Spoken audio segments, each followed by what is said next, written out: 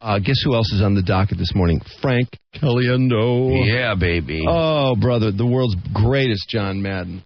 Oh, my God, does he do the best John Madden. The best. His John Madden is so good, Letterman won't let him do anything else. Yeah, That's all he does on Letterman is John Madden. Yep. Unless I missed an appearance, every time he goes on there now, Madden, yeah. It's John Madden, John Madden, John Madden. Oh, yeah. He's saying, how am I supposed to get my mouth around that? We can help. Frank Caliendo's coming up, and Frank is, if you haven't heard him before, I don't know, I think, how many times have we had Frank on? Twice? Twice. Yeah, and he did pretty heavy Madden both times, but God, his Jim Rome is fantastic. Oh, yeah. His Robin Williams is great, too. Yeah, this is a pretty good Bush. He does a lot of voices. I'm trying to remember, though, he doesn't do the real manic Robin Williams. He does the more dramatic Robin Williams, which He can do both, really. It's just hilarious, though. He does them so well. What's so good about this guy, though, when people do impersonations, there's those few guys, that little tiny category of the people who get the voice absolutely dead on. And Frank Caliendo is one of the very few that does that. And that's why it's so funny to listen to that guy. And he's funny what he does with the voice. Yeah, he is. No, he does. Because there's the other people that get the voice right on, but what they're saying isn't all that funny. You're just impressed by how perfect the voice is. But this guy is actually hilarious. Yeah, he does some when he does Madden dissembling. Yeah, Madden just literally starting to just babble, but no words are coming out. He has it down to a science, man. And that's not even something Madden does really, but it sounds like. Well, that's the perfect impersonation. You know, it's you take those little traits and exaggerate them. You know. Yeah, and that's what he does. He exaggerates those. Mannerisms. He'll be on before 8 o'clock, and trust me, you will want to wait around for Frank Caliendo. He is well worth the time. We're going to take a short break, and when we come back, Frank Caliendo. Oh, my God. Is Frank Caliendo kick ass? Oh, yeah. He is so funny. Oh, is he funny? Is he a ball of energy. His John Madden is second to none. And actually, I don't think there's any voice he does that is topped by anyone. Every voice he does, I've never heard a better one. Well, he's honest enough with himself that if it's not top-notch, he just doesn't do it. You know what I mean? Yeah. Some of these guys kind of force it, like Rich Little. Something a little weak, he'll do it anyway. He hasn't done a new voice in 40 years. I know. Goes to Rich Little, he'll do Nixon. I know. I can't believe him. Just he's the comedian at the presidential, White House Writers Convention that they usually have. Oh, why? Because he can do Reagan still? Rich Little? Well, because last year, remember, they had Colbert on, and Colbert, tore into the president with the president sitting right there. Mm-hmm. So they wanted someone really safe. And Rich isn't going to do any Iraq jokes or anything. Of course Did I ever tell you about the event we did with Rich Little in Phoenix in a mall? And no one showed up. And so I was forced to sit there with Rich Little, and I wasn't even really involved in the thing. It was like, did you ask him to do his Nixon and stuff like that? No. I listened to him just prattle on about how pissed he was. Oh man! Oh, was he pissed? And then eventually, after he blamed you guys, not enough promotion or something. He blamed. Well, it wasn't our fault, really. Okay. It was the club, or I think I forgot what. It was a charity thing. He was supposed to sign autographs for like $10. And the problem was, who would pay $10 for Rich Little's autograph? The whole idea was ridiculous. So anyway, it was like a 2 to 4 thing on a Saturday, and about 2:15. Or no, actually, he got there at 20 to 2, and it started at 2, and there was no one there. Yeah. He's like, oh, my God, what a waste of my time. And he's wearing sunglasses inside, and he's really copping an attitude, and he's starting to snap at people. Yeah. And then at about 5 of 2, these blue hairs start lining up. Oh. And there were about 20 people in line, and he's like, how about if I just take care of these old bags and just get out of here? Well, this lady's like, well, the contract says you'll be here from 2 to 4, and you don't wear sunglasses inside. Blind people and assholes. And then so we went up there with him, and we had to do a couple of phone-ins or something, and he would not speak to us. No kidding. Yeah, after that, he would not speak to us. He didn't even acknowledge us. Oh man. Yeah, he wouldn't go on the air either. He was so pissed. Oh, that's hilarious. Never took his sunglasses off either. Stop laughing. It's not funny. Oh, man. Oh, he was a jerk. Oh. We called him once. Remember when we got his phone number? Yes, I sure do. That didn't go very well either. I don't think it did either. No, I don't think so. Did we talk to his ex-wife, too? Is that what happened? God, wait a minute. I could have sworn we talked to somebody like a girlfriend or an ex-girlfriend. No, there was something. It was something like that. No, there was. Yeah, and they weren't real happy with him either. No, there was some big problem going on there. Oh, well. Yeah. Maybe we can find it. The whole thing wasn't pretty, though. But anyway, Frank Caliendo, who's twice as relevant anyway, or actually, about 20 times as relevant. Frank Caliendo, the official, he should almost be the official John Madden, for God's sake. He's down at the Super Bowl. And I'm sure everybody must be dying to get this guy on because he does all these great voices. And Frank's played at Chaplin's. He's been around. Oh, yeah. He's about due back, too. How's it going? Good. How are you? Not bad. I've been doing Super Bowl events, you know. Oh, I'll bet. I'm horning out big time. Yeah, well, it's the time to do it. Oh, yeah. I mean, if there's ever time for Madden up the ass and all the rest of them, it's now.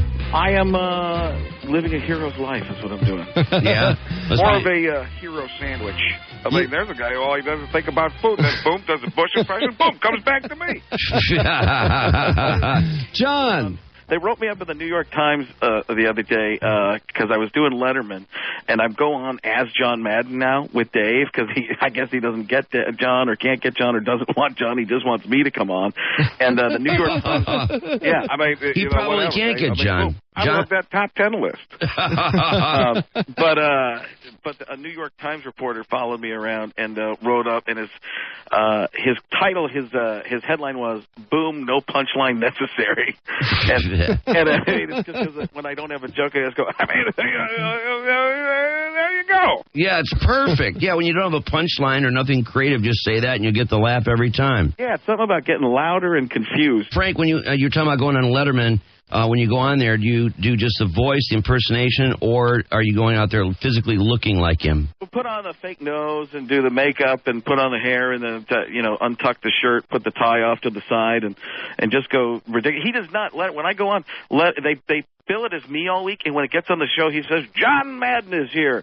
And then he welcome our first guest, John Madden. And I come out as Madden. He never makes reference that I'm not the real John Madden. He even pitched the video game at the end. Here's your video game right here.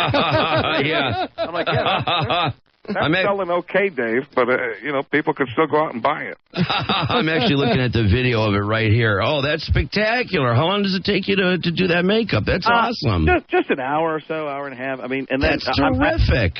I'm actually back the week. Where is this? I have to see this. It's all the way around the corner here. I'll pull it up over there. Wait, he can pull it up over there, yeah. As a matter of fact, I'm just looking at all the different characters that you... I can't imagine, Frank, how hideous it must be to even remotely resemble John Madden. Yeah, it only takes an hour to get there. Here's a guy who's not happy about that. And Terry Bradshaw would say, not funny, Frank, not funny. That's not good. But I was trying to say there before the week after the Super Bowl, it's either going to be Monday or Friday. I'm back on Letterman doing it again. Oh, are you? Oh, that's beautiful. Yeah, I was just on last week, too. That's how crazy it is. He loves that impression so much, it's insane. Well, who doesn't? I mean, it's right on. I mean, it's the most hysterical impression I've ever heard. Here's what you do. Search, Google Frank Caliendo and hate, and you'll find a few people. Oh, is that right? Yeah. I get emails from people, when are you going to stop doing that, man? I go, when it stops paying for my house. Yeah, you're not kidding. Do you ever talk to that guy that does Wait. You get hate mail for doing John Madden. People not the people that like Madden, but they'll be like, can't you do anything else? And be like, yeah, I can, but, this is what, if Letterman calls me and says, will you come on my show 5 or 6 times? This is the 6th time in a year and like 2 months. Wow, man. Will you come on 6 times and do this John Madden thing? My answer is yes. Yeah, you're not kidding. Hey, whether I really, really want to do it or not, it's beside the point. It's Letterman asking. It's kissing the ring is what it is. Right. You do what people want you to do. Yeah. Have you ever been on Larry King at all? No. I would think, because he had that guy on, that guy was on Larry King, and he was, there's a couple of those presidents that are really weak. And the thing of it is, unlike you, not only do you have the voice down, but also the stuff that you say is hysterical, whereas with him, it's a little weak on the dialogue. Yeah, I think he's okay. I think you would never hire me to do what he does. Right. He's a guy who's going to go in, and people actually think it's President Bush at first. Oh, definitely. I mean, I got to hand it to him for that, and that is true. He looks exactly like him. Yeah, he really does. That's 3 hours of makeup. No kidding. Wow. Yeah, it's an amazing makeup. Yeah. And I think he does a great I think he does a pretty good impression. I think the voice. Oh no, he does. Yeah, I give it to him for that. Yeah, absolutely. I don't know why, but when I see Bush with the guy that does him, it seems really awkward, doesn't it? Wow. I'm not sure if the president gets the joke himself. I don't know. I think he tries to get it. He wants to get it and be a good sport, but he really doesn't know what he's laughing at. Yeah, I can't figure out. This guy's just mammogramming me over here. Yeah, right. And I don't know what, people were laughing. Not that funny. I just say some words incorrectified. Sorry about that. Well, Bush seems to have this sort of nerd zone that he enters, I think, fairly frequently, and I think it comes from being a silver spoon guy. He never was. I'm sure he could never been part of a hip crowd. But the thing is, what's up, my dogs? But you know what? Politicians like that are going to be kind of unhip anyway. We're so used to Clinton. You got this with my street cred. Unhippified. Come on, I was doing my LL Cool J workout just 10 minutes ago. I'm on Martha Stewart today or yesterday. I mean, listen to how that sounds. I mean, imagine him saying things like that. It would just be absolutely preposterous. The thing with it is, too, after Bill... Dogs, what's up? Yeah, Clinton. After Bill Clinton, I mean... check this out, yo. I mean, Clinton was such a character. Yeah. I mean, that anybody that follows him is going to just come off as stiff. Yeah, I think Clinton could actually pull off calling somebody, "Hey, dog, how you doing?" Oh, yeah. Hey, what's going on, dog? Oh, and people would laugh forever. You're my dogs, yeah. All right, sounds good, yeah. I can see it. Oh, yeah. Hey, Robin Williams, how often does Robin Williams come up in your world of impressions? Every once in a while. Because it's fun. I usually bring it down and be the serious me, the Goodwill Hunting me, the Dead Poet Society me. Yeah, the one that people like. Yeah, the one that grows a beard and everyone seems to cry around it. Not the one I'm going in 7 different directions. You know what I'm saying? Come on, Drew, Mike, play along. Wouldn't it be funny if you drew a mic? Come on, think about it. Get it? Humor. Come on, play along. It's the Awakenings, Robin Williams. I tell you, Robin, I love you in Dead Poet Society. It was very good. That's where I think you excel in those serious roles. Well, thank you very much. It's always a pleasure to be part of that, part of poetry, part of Robert De Niro's helper. Didn't know where to go with that, guys. In the slow mode, sometimes you realize that there aren't many jokes there. I saw you doing a serious interview, and I just didn't know how to take it at all. And then, of course, it degenerated into Robin doing a lot of different accents. A lot of noises. There were no punchlines whatsoever. Yeah, let's hear the other Robin. The annoying one. Oh, my God, what a wonderful place. And we dance, we're back. Okay, well, what's going over there? Like, yo, what's happened with you? Sounds like some kind of thing in the wrong place. Oh, no. Oh, Jeff Goldblum and the Fly, and we're back.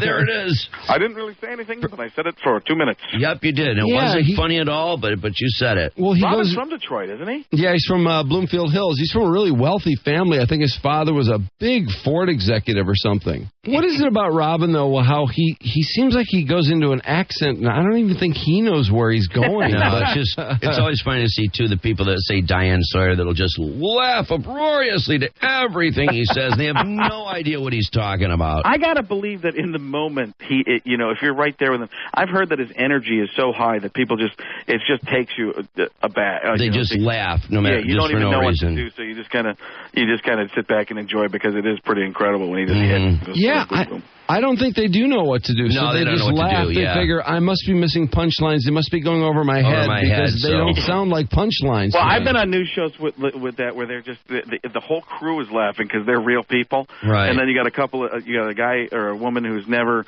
even thought about comedy before in their life, and you're all of a sudden surprised with all this stuff.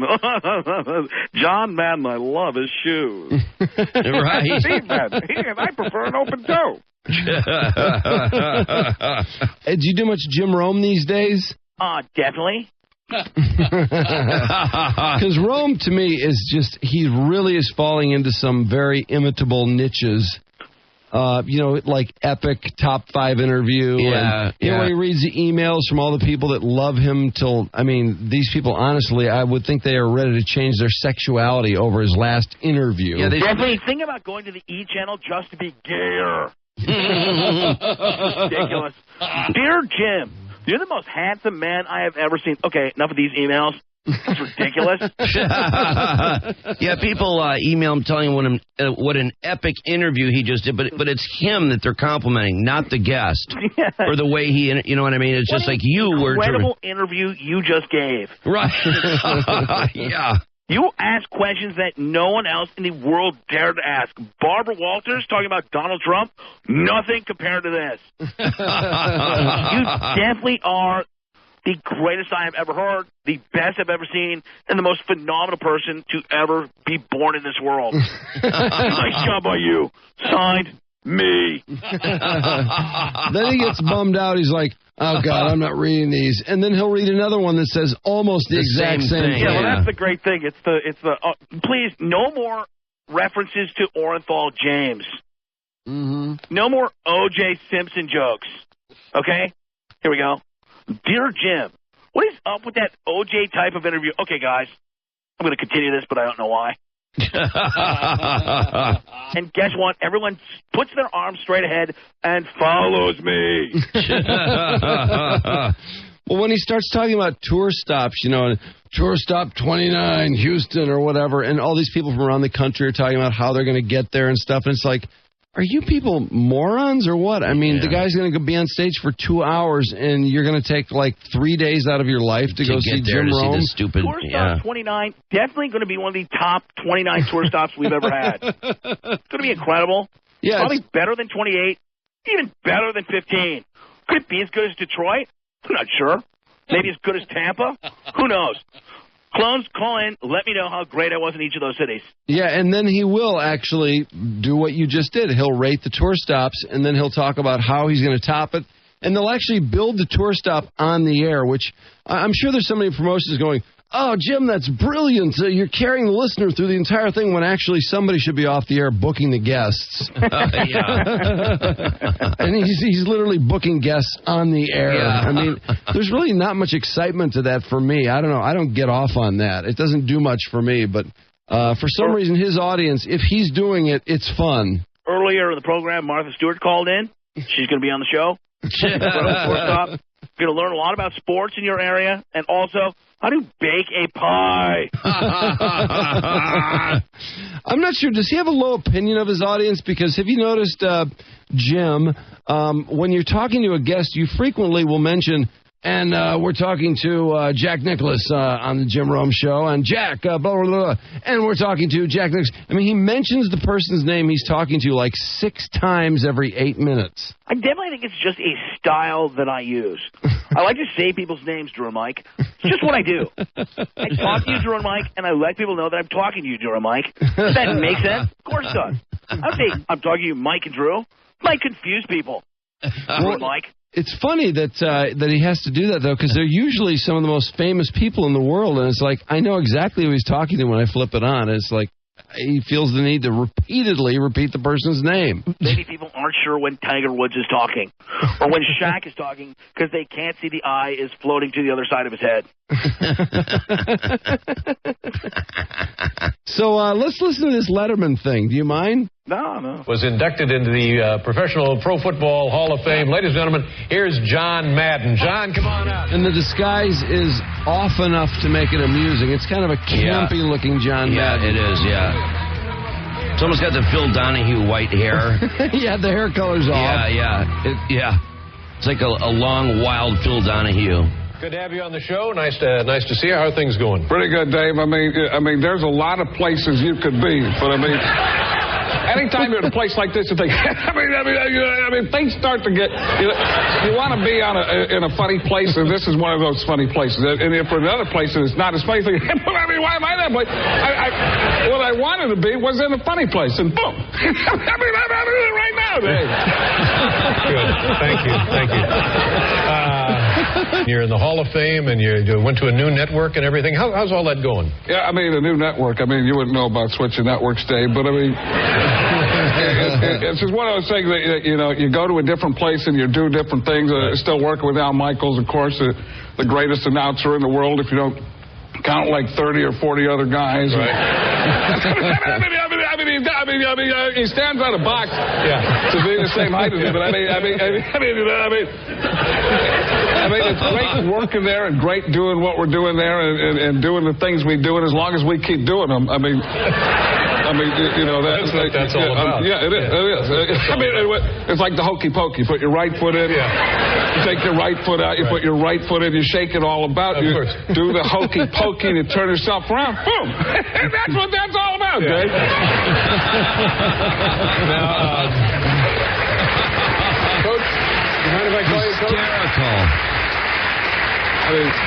I mean, Coach is fine. I think Coach is. I mean, right. a lot of people over the years, one of the interesting things, one of the many interesting things I've known about you, or I think I know about you, is that you don't fly. Is that correct? Definitely not. I mean, you don't like to fly. You're afraid of flying. A little bit of claustrophobia. I mean, you know, and you can't get out of a plane. I mean, you can get out of a car or a bus. You know, we're going to take the cruiser, but I mean, you can't get out of a plane. I mean, people, I don't think were meant to fly. I mean, and if people were meant to fly, they'd have wings. People don't have wings. But then again, I mean, what do you think about it? I'm sorry? Well, turkeys have wings, and they don't fly either. Well, but that's a good point. They do taste good. I mean, they're very tasty, I mean, anything with wings pretty much is a pretty tasty treat. Right. What I would do is put wings on a cow, and that would be like a flying burger. Yeah. I mean, there you go. That's right. Yeah. Exactly. Now, do you mind if I ask you a couple of football questions? And I watch the game, and I don't pretend to understand it, but I enjoy it. But same thing with me. Frank, he's just a classic overanalyzer. I mean, has anyone ever overanalyzed anything more than John Madden? You know, I don't think so. What made the hokey pokey come to mind? That was really sweet. That's a bit I do for my act, actually. www.frankcaliendo.com. John, who do you like? The Bears, the Colts? It's an interesting matchup. Yeah, I mean, it really is. And I think that, you know, one of those two teams is probably the team's going to win there.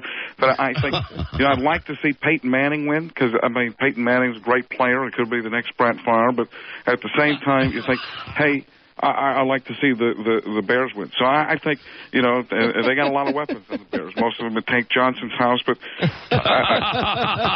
know, I mean, you think when they say, hey, you get in the shotgun, the people get scared. Is Tank Johnson coming after them? I mean, you get tackled by a guy or a pit bull. I mean, so I think I'm going with the Bolts or the Cares, and I think either one of those two teams is going to win that there. John, if you Colts, I'm going with Colts. I changed my mind. If you and Al were doing the game, what opening comment would Al make that you would immediately repeat? We have a hard time with that, but we always enjoy it because it does lead to something that's a slight variation on what Al said. Yeah, whatever he just said. I mean, say something to me right now, you guys. I think this is going to be a fantastic game. These are two teams that clearly deserve to be here. And they are two teams that deserve to be here, and it clearly is going to be a great game. And I think, you know, you look at what's happening, you see what's happening, and you know, it's not just a show from the 70s or 80s, but what's happening is what's now, and what's now. I mean, there was a show called What's Happening Now, but that you know, it doesn't really matter anymore. Yeah, it's off the air, I think, isn't it, John? Yeah, that was one of my favorite shows. That and Love Boat. I mean, who knew that so many people could hook up and be so happy together? Well, I always loved the special guest too, didn't you? Yeah, I mean, anytime there was a real special guest, you know, a Jean-Jacques Gabor or somebody, you know, that could come through, and you just knew that was going to be a better show than it normally was, and maybe they'd end up with you know, Captain Stubing or Dr. Richter, or, you know, maybe even Gopher would find love. Urlacher and Peyton Manning, of course, people talk about Urlacher. He represents the Bear defense. Peyton Manning, of course, has not won the Super Bowl, much like the Marino, having been all these, he set all these records. He's been just an incredible quarterback for so long. But can he win the big one, John? Yeah, I think he can. And to get past the Patriots the way they did, I mean that was like coming back from the Alamo. And nobody came back from the Alamo, but Peyton Manning came back from an Alamo-like score. What do you think, though? Can Peyton Manning carve up that Bear defense? Because people say defense wins championships. You've said it. Yeah, I mean, I have said it. I don't know if I believe it. I just know that I get paid to say it. I thought for sure you were going to say, and defense does win championships. You didn't sound like Al. If you had sounded like Al, boom, and defense does win championships. But in this case, offense leads to great defense. And if you keep the defense off the field, they're resting. If you keep the offense on the field, then the defense gets tired, and then the defense wins the championship because they didn't have to do that much. John, you were the youngest coach in NFL history. I think you were 33 or so when you took over the Raiders. But Lane Kiffin now, the youngest coach, taking over Tampa Bay. What kind of challenges do you think he faces? That's the new trend, and as long as they don't start going with announcers that are younger, announcers that look like, that they should be an extra in Lord of the Rings, or that they're a Hobbit or something. As long as you want announcers like that, boom, I'm the perfect guy. But some people are saying that you're. And you wonder why he hates me. I'm back. Who was that? Some people are saying that your size was a big factor in your ability to gain respect with your team. Did you intentionally get so big in order to gain respect? Well, I didn't intentionally get that way, but I mean, it happened. But guys, you ever see Star Wars? Jabba the Hutt demanded respect too. And I'm not comparing myself to him, but bring me Solo.